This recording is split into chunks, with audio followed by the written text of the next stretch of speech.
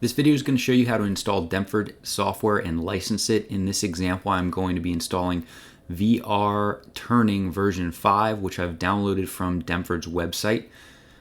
I'll click the Install VR Turining button. It's important to note when you are installing the software, if it's the VR software, so VR milling or VR turning, not only do you need to install the software, but you also need to install the USB drivers, and you'll pick 32-bit or 64-bit based on your operating system. If you don't install these drivers during this process, you won't be able to connect your machine to your computer, so that's a critical step. So I'm going to accept the Windows User Account Control message here, and then I'm going to continue with the install. And this is a very straightforward install. Just accept the license agreement, hit next, install it, and it will finish the installation. Now what it's prompting me to do here is to pick my CNC machine. Obviously you know what machine you have, so you pick that. I'm just going to pick the Turn 270 Pro, and it's going to be prompting me for a license file, and this is the part that can be a little bit confusing. So it's saying no license file found. If I had put the license file in this directory before I installed it, it would have automatically detected it, but it can't find it in that directory.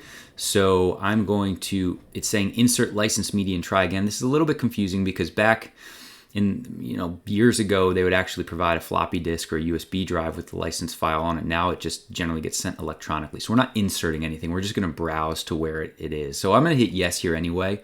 And what that does is it opens up this window, but I want to drag this window. You can't really see off the side here. So if I close that, basically what's going on here is I need to locate my license file, and it's looking in this folder, which is not the correct folder. I have it on my desktop. So I'm going to click locate, and it's going to bring this window up, and I'm going to scroll up, and I know that I have this on a folder on my desktop. So I've got the desktop here, and I'm going to go into this folder, and I've got all of these files saved into individual folders within. So let me bring that over here. So they're all called seckey.tff. And obviously you can't have multiple files with the same file name in one folder.